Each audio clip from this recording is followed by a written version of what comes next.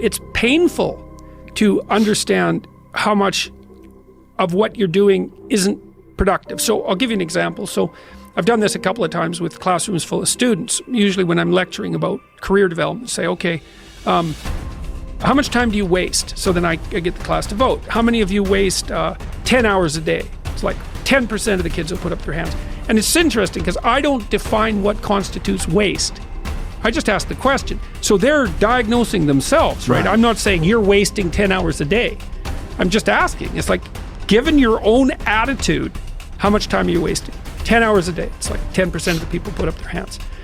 Well, when you get to like 6 hours a day, 80% of the people put up their hands. So then we do the arithmetic. It's like, because I like doing arithmetic with people. People hate arithmetic, but I like doing it. It's like, okay, 6 hours a day. It's 42 hours a week. So let's call that a work week, 40 hours a week. So that's a work week.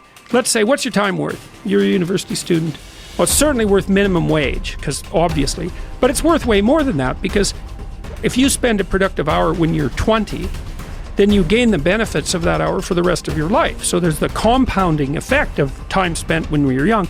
So I say, well, let's assume your time's worth $50 an hour, which I think is an underestimate, but whatever. Let's call it 50. We can call it 25, but we'll call it 50. If that's $2,000 a week you're wasting. It's $100,000 a year. It's like, how much better would your life be if you weren't wasting $100,000 a year? It's like, what is that over 40 years? $4 million. It's like, you're rich. You don't even know it. Quit wasting time. By your own definition. It's like people shake their heads, like, oh, I never thought about it that way. It's like, yeah, think about it that way. Don't waste your damn life. And then you think, well, why would people be resistant to that message? It's like, well, you really want to wake up and figure out that you're wasting half your life? And you know, when people do that kind of wasting, they actually hate it. You know, and I've had lots of people come to my clinical practice who were chronic procrastinators. You know, and so they're watching YouTube videos, say, but not ones that are good for them, although sometimes they will do that, but just browsing in that kind of mindless way that you do when you're not paying attention and you're trying to kill time. And people doing that, they feel bad, they get depressed, they feel anxious, they can't get away from it, they feel kind of quasi-addicted. That's what they're saying about social media now. It's a huge issue with young kids. Absolutely, but there's this feeling of kind of internal rot and corruption that goes along with it. It's like, yeah, well, you're wasting your life. It's like, so it's painful. It's painful to recognize that. Then it's painful to think, oh my God, look how undisciplined I am. I don't know anything. I can't use a schedule. I can't stick to a calendar. I don't have any aims. I don't know anything about the world, right? And maybe there's a part of me that's bitter because I haven't got everything already, and I'd just like to say, to hell with it. That's the recognition of the Jungian shadow. It's like, that's what makes you vicious and untrustworthy. All of that. No one wants to look at that, and no bloody wonder. But hey, the alternative is worse.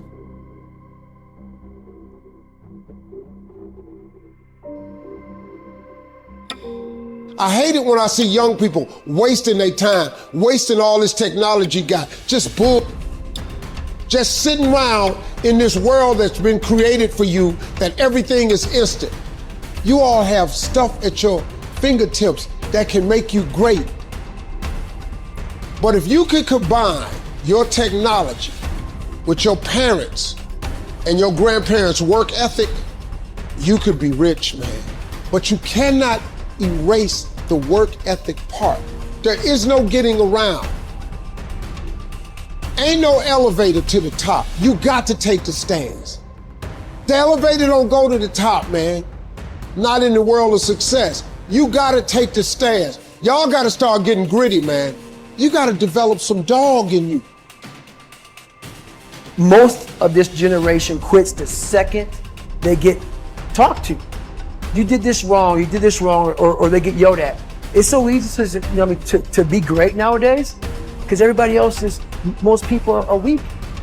This is a softened generation. So if you have any mental toughness, any ability, if you have any fraction of self-discipline, the ability to not want to do it but still do it.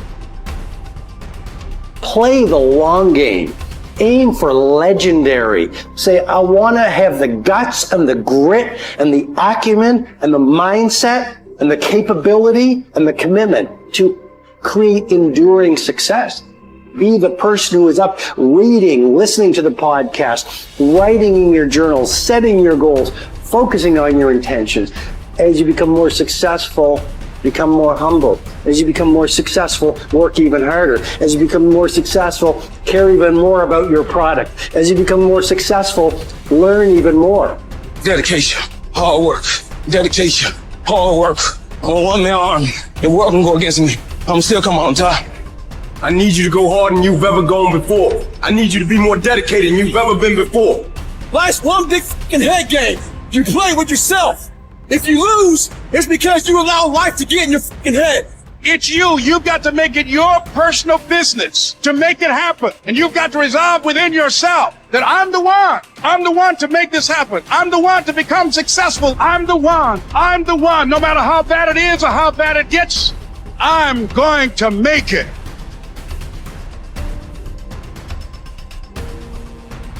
I must say a word about fear.